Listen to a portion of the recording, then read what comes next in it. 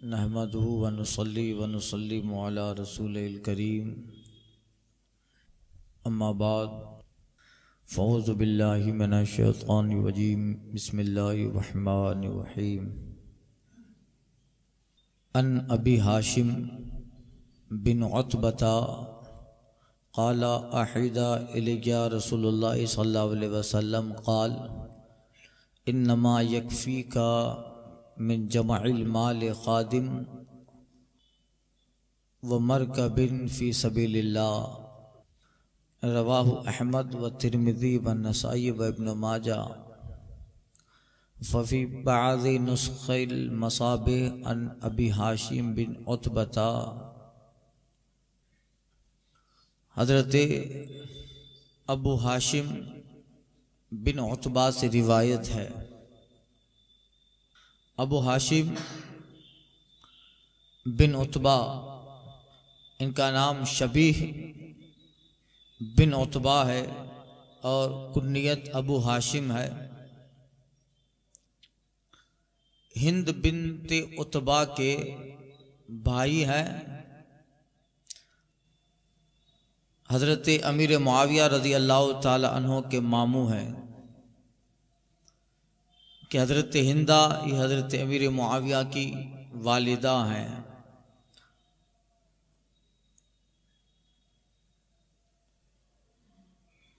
Hind बिनते Utba के भाई हाशिम अबू हाशिम बिन Utba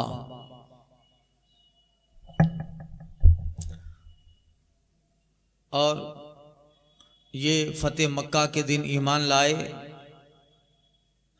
मुल्क शाम में रहे और हज़रत उस्मान गनी रज़ी अल्लाह ताला अन्हु की खिलाफत के ज़माने में उनका विसाल वफ़ात हुई। बड़े आलिम फ़क़ीह साले और मुत्तक़ी थे और बहुत सारी अहादीस इनसे रिवायत है। अबू हाशिम बिन उतबा कहते हैं सरकार सल्लल्लाहु अलैहि वसल्लम रिवायत करते हैं हुजूर से, कहते हैं आका सल्लल्लाहु अलैहि वसल्लम ने मुझसे अहद लिया और फरमाया कि तुम्हें माल जमा करने के लिए एक खादिम और अल्लाह की राह में एक सवारी बस काफ़ी है। माल जमा करने के लिए खादिम और अल्लाह की राह में एक सवारी काफ़ी है। दो चीज़ें रहे और ये चीज़ें अच्छी सवारी और खादिम गुलाम नौकर, ये भी महज अल्लाह की रज़ा के लिए, अपनी ख्वाहिश नफसानी के लिए ना हो, अल्लाह की रज़ा के लिए हो। एक खादिम हो जो तुम्हारा माल उसका हिसाब रखता हो और एक सवारी हो जिससे तुम्हारा आना जाना हो।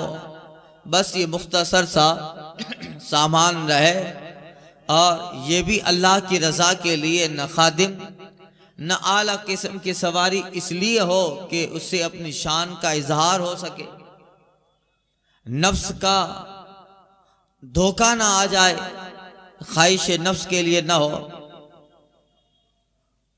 ये सारी चीजें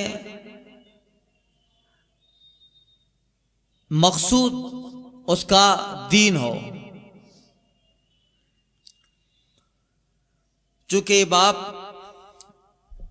उन सारे बयानात उसमें बयान है जिससे दुनिया से बेरग़बती पैदा हो और इन सारी अहादीस का मतलब दुनिया में अपना सफ़र कम रखना, सामान कम रखना दुनिया के सफ़र में। आगे इसी तरह की हदीस आ रही है, सुनी अन उस्मान अन नबी सल्लल्लाहु अलैहि वसल्लम क़ाल लैसा लिब्नि आदम हक़्क़ुन फ़ी सिवा हाज़िल ख़िसाल बैतुन यस्कुनुहु व सौबुन युवारी बिही औरतहु व जिल्फुन खुब्ज़े वल माए। रवाहु तिरमिज़ी। हज़रत उस्मान रज़ी अल्लाह ताला अन्हु रिवायत करते हैं,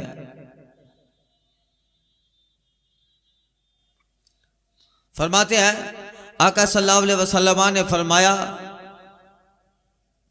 कि बस इंसान का इन्हीं चीज़ों में हक है, इब्ने आदम को इन सारी चीज़ों के अलावा किसी में हक नहीं है, ये इतनी चीजें हैं, उसके सिवा उसका किसी में हक नहीं है। ली इब्ने आदम हक़ुन फी सिवा हादिल खिसाल, इन अशिया, इन चीजों के अलावा में इब्ने आदम का कोई हक नहीं है। कौन चीजें हैं? आका फरमाते हैं बैतुन यस्कुनु, एक वो घर जिसमें वो रहे, सोबन युवारी भी औरत हो, एक कपड़ा जिससे वो सतर छुपाए, जिल्फुल खुब्स, रोटी का टुकड़ा, वलमा, और पानी, यही जिंदगी का सामान बने। लोग कहते हैं रोटी कपड़ा और मकान तो जरूरी है।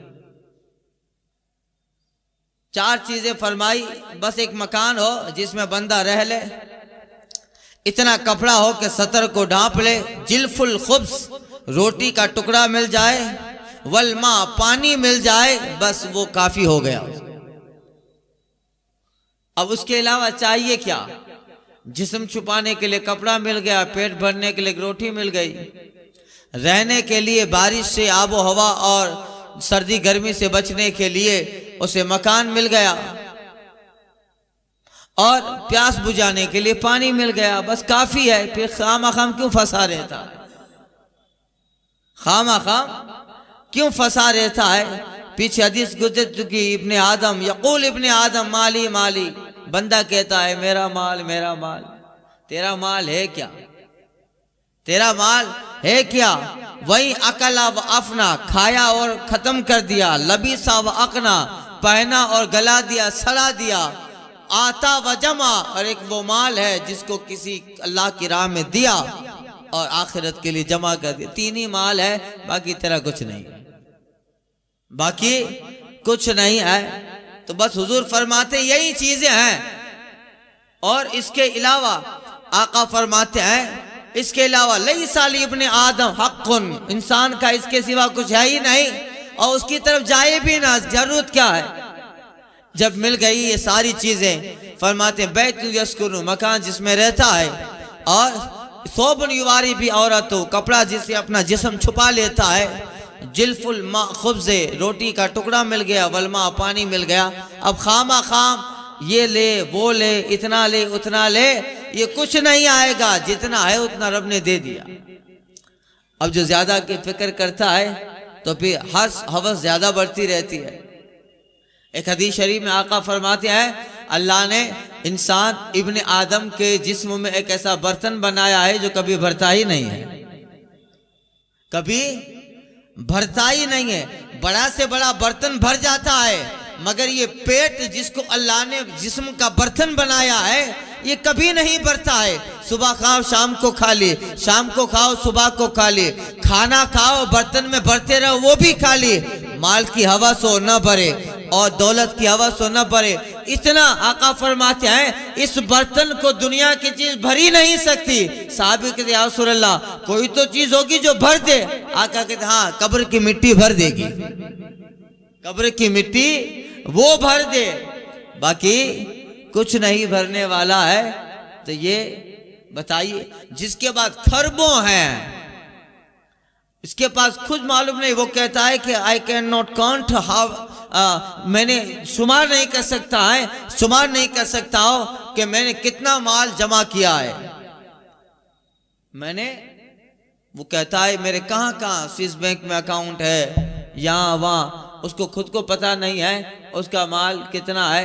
अगर कमाए ना और ऐसे ही अब छोड़ दे तो नस्लें खाती रहे, मगर फिर भी तरह तरह के स्कीम्स और तरह तरह की चीजें निकाल कर फिर भी जमा करने की ख्वाहिश है। और कहता है कि अभी कुछ आया ही नहीं है। जब दुनिया के मालदारों में तीसरे नंबर पे आ गया, कहता है आइंदा साल इकोनॉमिक में इतना आगे बढ़ूंगा, आइंदा साल अर्थ में इस तरह में आगे बढ़ूंगा, आइंदा साल इस कदर में जो है पैसा कमाओ, दूसरे नंबर पे आ जाओ, दूसरे नंबर पे आ गया, फिर 2-4 साल मेहनत करता है, अब आने वाले सालों में दुनिया के सबसे अव्वल मालदारों में आऊंगा, वो भी आ गया।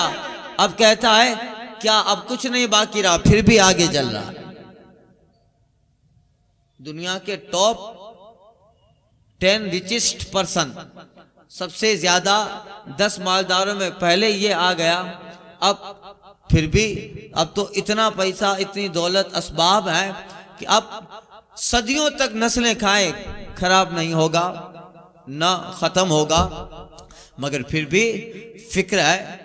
और यही सारी चीजों में, इसलिए हुजूर ने फरमाया ये कभी बर्तन भरने वाला ही नहीं है, कब्र की मिट्टी ही भर देगी। इंसान की फितरत है। मिसाल देता हूं, मोबाइल जैसे लिया कि बहुत अच्छा मोबाइल है, ले लिया, अब फिर 10-15 दिन गुजर जाते हैं तो अपनी आरज़ू उस मोबाइल में जब पूरी कर लेता है, अब कहता है नहीं फुला मोबाइल लेना चाहिए।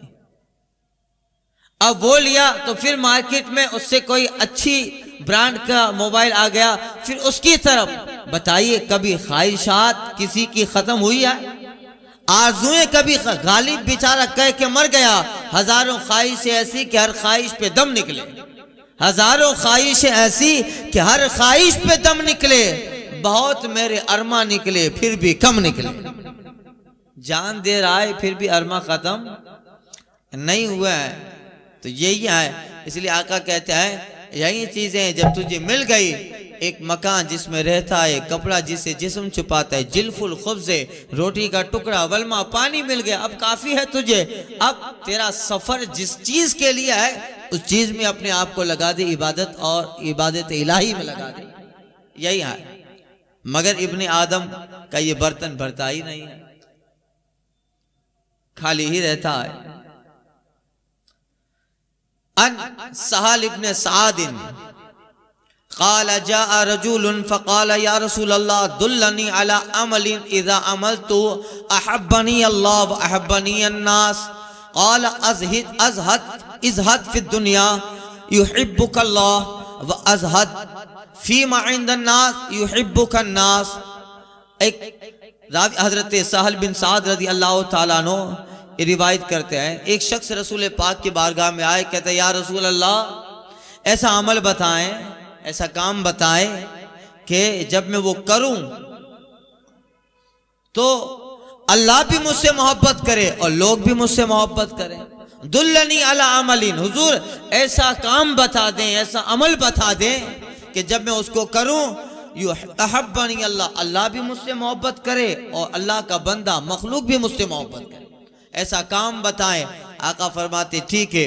हुजूर फरमाते हैं अज़हद फिद दुनिया, रसूल पाक फरमाते हैं ऐसा कर दुनिया से बेताल्लुक हो जा, दुनिया से बेताल्लुक, किसी से ख्वाहिश ना रख, किसी से उम्मीदें ना बना, किसी से जो है अरमान न रख कि वो ये देगा वो ये देगा।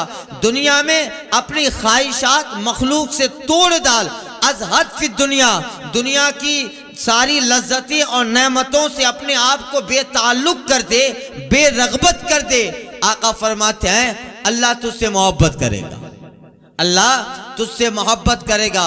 आका फरमाते हैं अज़हद फीमा इंदन्ना, और लोगों के पास जो चीजें हैं उसकी भी ख्वाहिशें तोड़ डाल, छोड़ दे, तो लोग तुझसे मोहब्बत करेंगे। अब आपके पास बड़ी मर्सिडीज कार है, मुझे फिक्र ही नहीं है कि कार है, मैं पसंद ही नहीं करता हूं। अगरचे मेरे पास कार है, मिसाल दे रहा हूं, पसंद ही नहीं करता हूं कि अब आपके पास कार है, मेरा कोई इससे ताल्लुक ही नहीं है। बस मुझे अल्लाह ताला ने पाँव दिए हैं और उस पाँव में ताकत दी है। मुल्क खुदा तंगरिस ने पाए मोरा लंगनिस, अल्लाह की जमीन छोटी नहीं है और अल्लाह ने पैरों में ताकत भी दी है। तो जमीन भी अल्लाह ने दी है और चलने के लिए पाँव भी दिए हैं। तो किसी बुजुर्ग ने कहा है मुल्क खुदा तंगनिस पाए मोरा लंगनिस, अल्लाह की जमीन छोटी नहीं है और मेरे पाँव में कोई मर्ज भी नहीं है। तो फिर जो चीज हुजूर फरमाते हैं अज़हद फीमा इंदन्नास, लोगों के पास जितनी चीजें हैं उन सारी चीजों से अपना रिश्ता तोड़ डाल, अपनी ख्वाहिश तोड़ डाल और लोगों के पास जो चीजें हैं उससे बेताल्लुक हो जा। आका फरमाते युहिब्बुकन्नास, तो लोग भी तुझसे मोहब्बत करें, लोग भी तुझसे मोहब्बत कर दे। बस तू अपने चंद चीजों में मुनहमिक होकर अपनी अशिया, अपनी जिंदगी के ज़्यादा सफर में जो मुख्तसर अल्लाह ने दिया है उसमें राजी हो जा, तेरा रब भी तुझसे मोहब्बत करे, रब के बंदे भी तुझसे मोहब्बत करे। अब बार बार मांगने की आदत है, तो जैसे ही आदमी देखेगा कि अभी आ रहा है, फिर कुछ मांगेगा तो गली पतली गली से निकल जाएगा।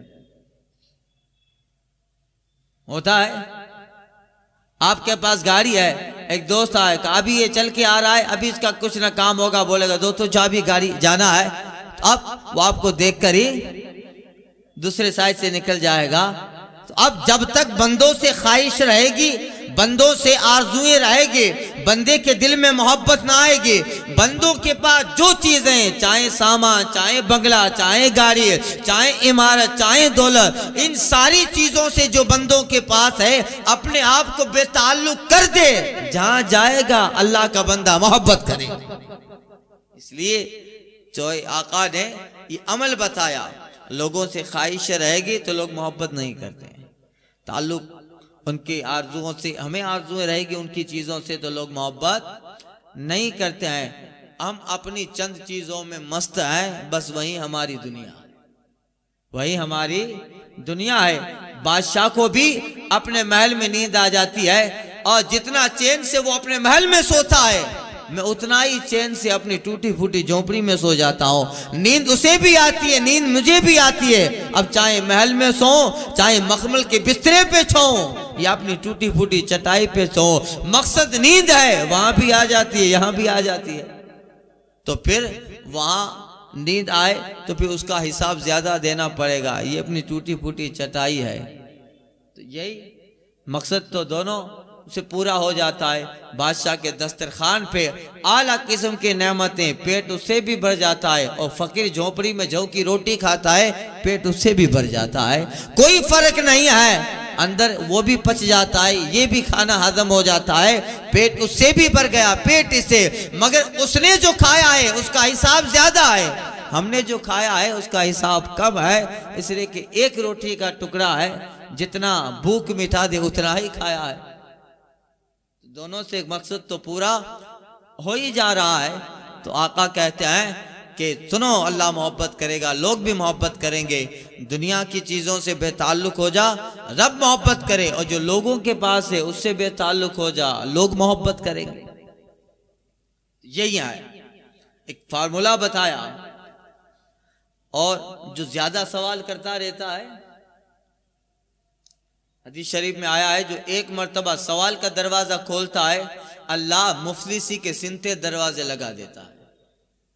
हमारी आदत है, थोड़ा वो 2-10 रुपये जरा भी देता हूं, आसिफ है जरा 200-500 रुपया भी कल दे रहा हूं। मकसद सवाल कर। अब चाहे हाजत का हो, सवाल मत करो। जितना ज्यादा सवाल करोगे उतना ही ज्यादा मोहताजी के दरवाजे लगते जाएंगे, फकीरी के फक्र के दरवाजे लगेंगे। अपने चंद चीजों में जो है अल्लाह की बारगाह के साबिर बन के रहो। अल्लाह ने कनात दी है, वही सबसे बड़ी दौलत है। कनात दी है तो जो है अपने पास, मगर फिर भी जब ये हदीस बयान की साहबा से सरकार ने कि ज्यादा सवाल मत करो, तो फिर साहबा किराम क्या करने लगे मालूम है? अगर उनका खादिम होता, खादिम उनका नौकर, साहबा का खादिम उनके साथ होता, और चलते चलते अगर ऊंट को क्या कहते हैं लगाम होती, या एक चाबुक रखते थे, सवारी पर बैठते थे, या रस्सी, अगर रस्सी का टुकड़ा भी जमीन पे गिर जाता तो उस सहाबी के साथ एक खादिम चल रहा है, वो सहाबी अपने खादिम से नहीं कहते उठा, तो का ये भी सवाल हो गया, वो नीचे उतरते, खुद उठाते, फिर बैठ जाते सवाल का। ये सवाल इतना बच देते सवाल से। ये अब इससे मुराद दुनियावी सवाल है। अब आप हमसे मसला पूछने ना हो का, नहीं, वो मसला इससे नाकिल नहीं है, वो दीन का सवाल है, वो सवाल नहीं है, वो मालूमात और इल्म कुरान हासिल करना है, वो सवालात में नहीं आता। सवालात से मुराद है अपनी निजी जरूरतों में मांगना, बगैर फायदे के मांगना। नई जरूरत है, अभी जेब में नहीं है, घर पे पड़ा है, घर पे लेके आ, मगर इतनी हिम्मत नहीं है कि बाद में दे दूंगा, अभी दो। तो दुनियावी सवालात मुराद है, दीनी नहीं। अरे वो सवालात नहीं है, वो तो इल्म हासिल करना है, वो तो इल्म हासिल करना है, कुरान जानना है, हदीस का मफहूम जानना है, वो मुराद नहीं है। तो यही है। अन इब्ने मसूदिन अल्लाह सरकार ने इतनी सादगी बताई भी, और फिर हुजूर ने करके भी दिखाया। ऐसा नहीं कि दुनिया में बस ये सारी चीजें हैं, तुम करो, मैं तो पैगंबर हूँ, मैं तो नबी हूँ, अल्लाह ने नबूवत और रिसालत, मैं क्यों, मैं तो आलीशान सवारी, सारी दुनिया को मेरा खादिम बना दिया। नहीं, हुजूर ने फरमाया है तो प्रैक्टिकल जात से करके भी बताया। सुनिए, हजरत अब्दुल्ला बिन मसूद रिवायत करते हैं, अन्ना रसूलुल्लाह सल्लल्लाहु अलैहि वसल्लम नाम अला हसीरिन फक़ाल वक़द अथरा फी जसदिही फ़क़ाल इब्नु मसूद या रसूल अल्लाह लौ अमरतना अन नफ्सु तलका व नामल फ़क़ाल माली वली दुनिया वमा अना व दुनिया इल्ला कराकिबिन इस्तज़ल्ला तहत शजरा सुम्मा रहा व तरका। हज़रत अब्दुल्ला बिन मसूद कहते हैं कि रसूलुल्लाह सल्लल्लाहु अलैहि वसल्लम एक दिन चटाई पे आराम फरमा रहे थे और खजूर की बनी हुई चटाई थी, उस पे सरकार आराम फरमा रहे थे। फ़क़ामा, और सरकार सल्लल्लाहु अलैहि वसल्लम जब नींद से बेदार हुए तो चटाई का असर पुश्ती अनवर पे लग गया।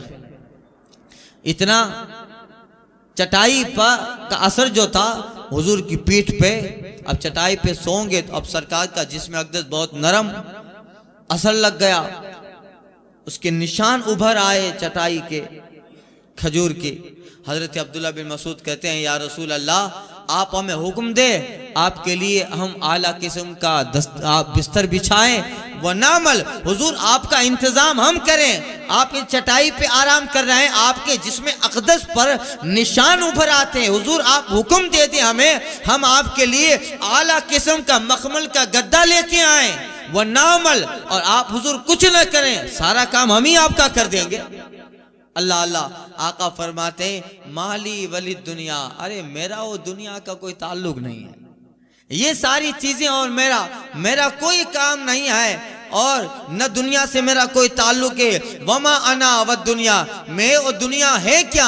आका फरमाते हैं, मेरी मिसाल तो कराकिबिन, उस सवार की तरह है जो जाते जाते इस्तज़ल्ला तहत शजरा, जो जाते जाते एक दरख्त के नीचे आराम करता है, सुम्मा रहा, फिर उठा चल दिया और दरख्त उधर ही छोड़ दिया। दरख्त तो लेके जाता नहीं है, जाता है तो शजर और दरख्त को थोड़ा लेके जाएगा।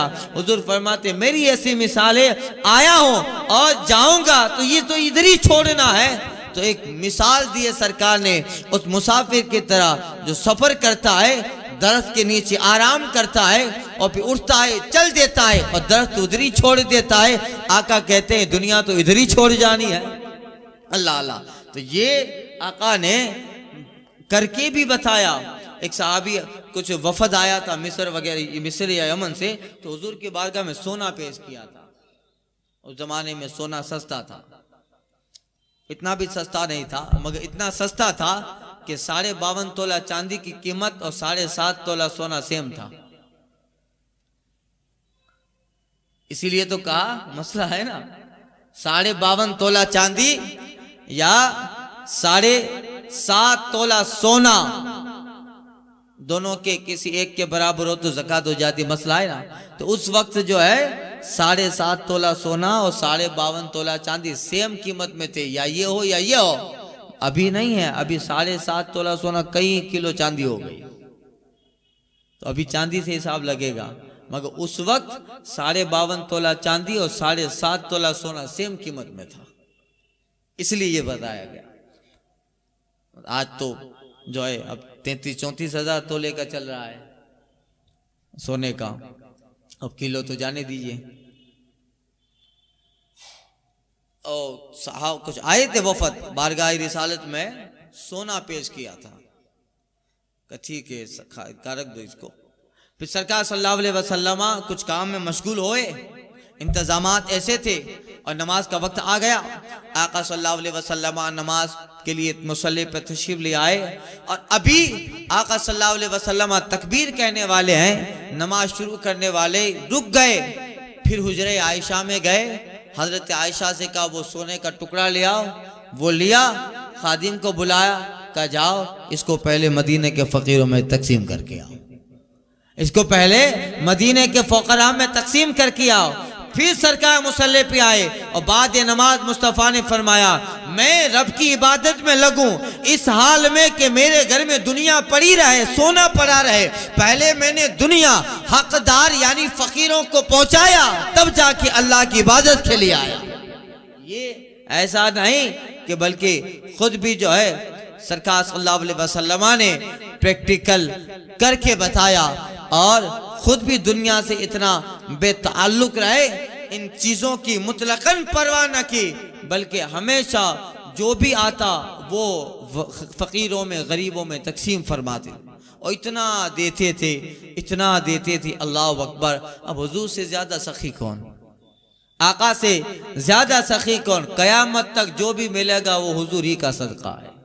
और जब भी आया, कभी आला हज़रत कहते हैं ना, मांग मन मानती मुंह मांगी मुरादे लेगा, मांग मन मानती मुंह मांगी मुरादे लेगा, न यहाँ ना है न मंगता से कहना क्या है, क्या है ये भी नहीं है। इसलिए बारगाहे रिसालत है, ये बारगाहे मुस्तफ़ा है, यहाँ मिलता है बेमांगे। अरे नादा यहाँ दामन को फैलाया नहीं करते, ये बारगाहे मुस्तफ़ा है, यहाँ मिलता है बिन मांगे। अरे यहाँ से हाथ खाली गैर भी जाया नहीं करते। इतना ऐसे फयाज हैं कि जब सरकार सल्लल्लाहु अलैहि वसल्लम की बारगाह में वो औरत जो सफर में हिजरत में आपकी जिसने मदद की थी, कुछ दूध पिलाया था, हजरत उम्मे माबद रज़ियल्लाहु ताला अन्हा, और सरकार उसके यहाँ से गुजर कर मदीना शरीफ तशरीफ ले गए। उम्मे माबद हुजूर को देखती रही, पूरा वाक़या मैंने अर्ज किया है बयान में। फिर कुछ महीनों के बाद उम्मे माबद जब मदीना आती है, अबू बकर सिद्दीक को देखा, अरे कहाँ थे तुम, तुम्हारे साथ जो वो थे वो कौन थे, कितने हसीन चेहरे वाले थे। हजरत अबू बकर उम्मे माबद को सरकार की बारगाह में ले गए। आका ने अपनी चादर बिछाई, कहा ऐ सहाबा इसकी ताजीम करो, ये वो है जिसने हिजरत में हमारी मदद की है। अल्लाह अल्लाह। और कितने दिन तक उम्मे माबद बारगाह रिसालत में रहती हैं, और जब जाने लगी, अल्लाह अल्लाह, इतना माल दिया हुजूर ने, ऊंट दिए, कई एक ऊंट, उन ऊंटों पे खजूरें ला दी, सामान लादा गया, यमनी चादरें दी गई, कपड़े दिए गए, कितने ऊंट के पालान भर गए। और उम्मे माबद को इतना दिया, कभी उसके वहम में भी नहीं आ सकता था कि कोई इतना भी तोहफा दे सकता। अल्लाह अल्लाह। आज के जमाने में लाखों का सामान कह लो, ऊंट भी दिए, ऊंट के ऊपर सामान लदाए गए, कपड़ा, खजूरें, सामान, चादरें, जेब, इतना दिया। उम्मे माबद अपने कबीले में जाकर कहती है, ऐ लोगो तुम क्या बादशाहों के सखावत की बातें करते हो, मैं तो उस बारगाह से आई हूं जिसकी हथेली को अल्लाह ने समंदर के धारों से ज्यादा तेज बनाया, जिसकी हथेली को अल्लाह ने समंदर के धारों से ज्यादा तेज बनाया है, वो सखावत है मुस्तफ़ा जाने रहमत की। तो इतना देते हैं, कभी अपने लिए संभाल के न रखा। वाह क्या जूदो करम ऐ शहे बता तेरा, नहीं सुनता ही नहीं मांगने वाला तेरा। धारे चलते हैं अता के, वो है कतरा तेरा। अता के धारे हैं, हुजूर का एक कतरा वो अता का धारा है। आला हज़रत कहते हैं, धारे चलते हैं अता के, वो है कतरा तेरा। तारे खिलते हैं सखा के, वो है दरिया तेरा।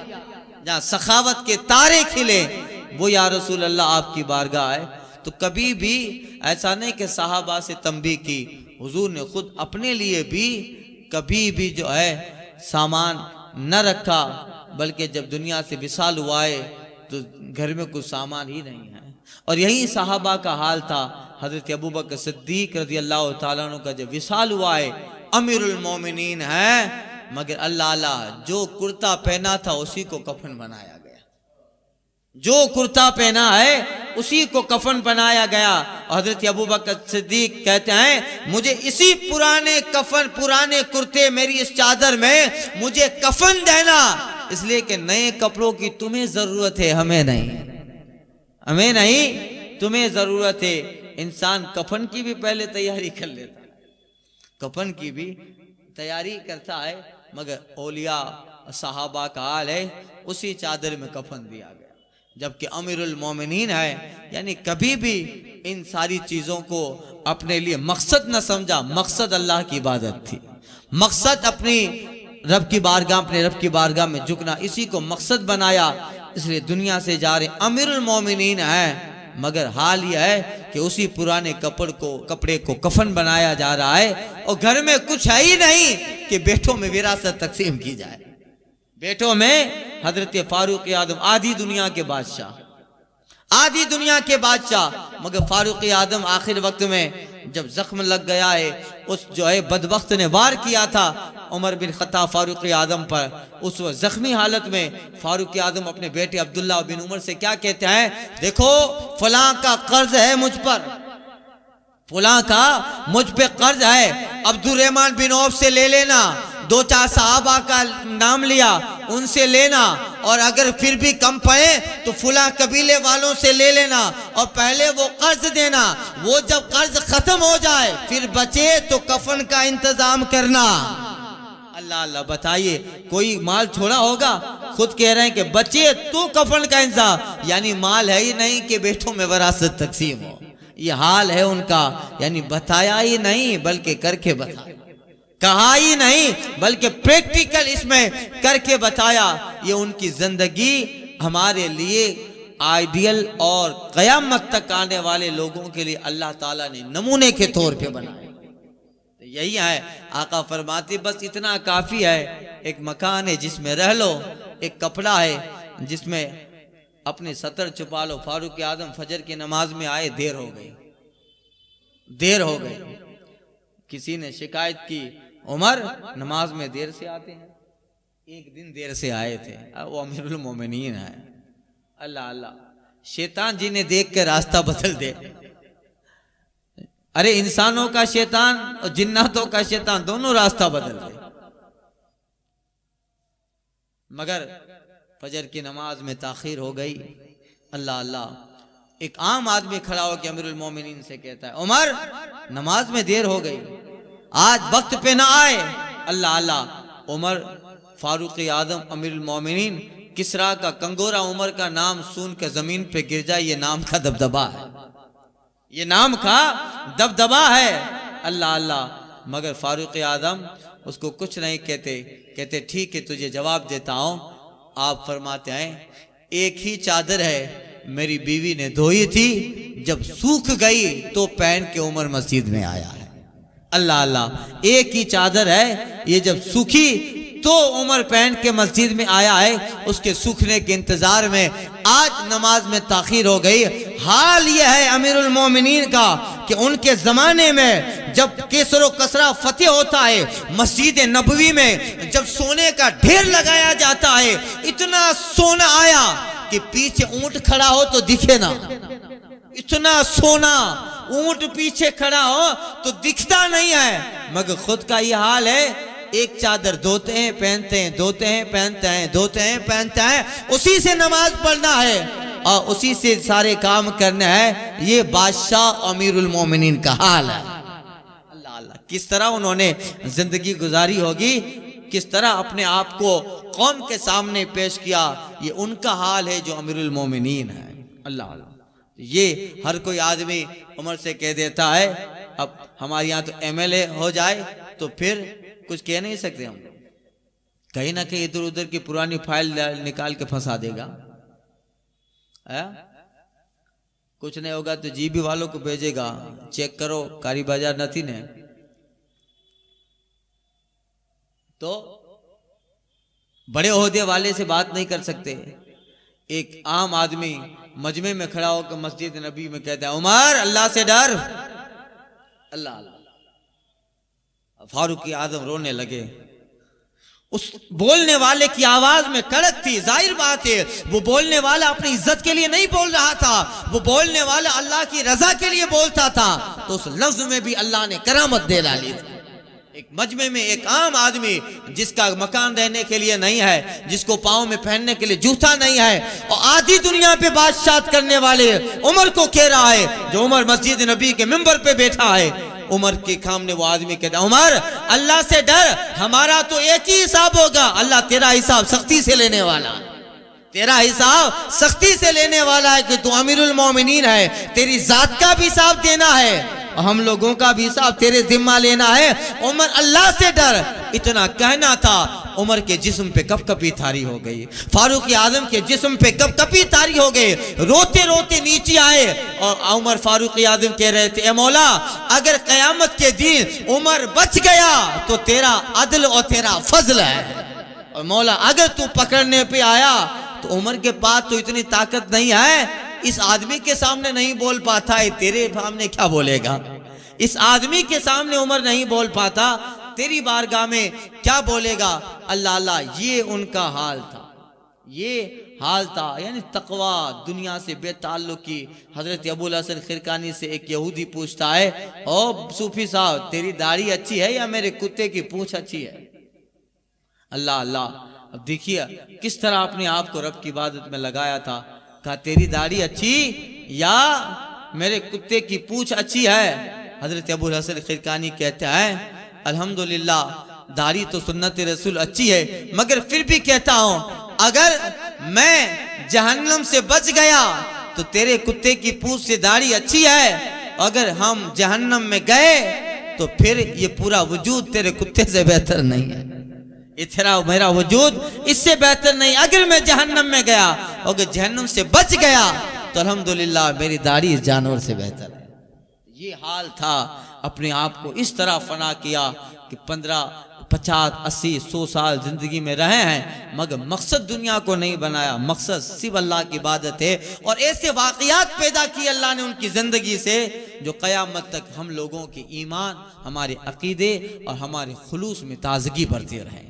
आगे इसी तरह की हदीस आ रही है इंशाअल्लाह, आइंदा के दर्स में अर्ज़ करता हूँ।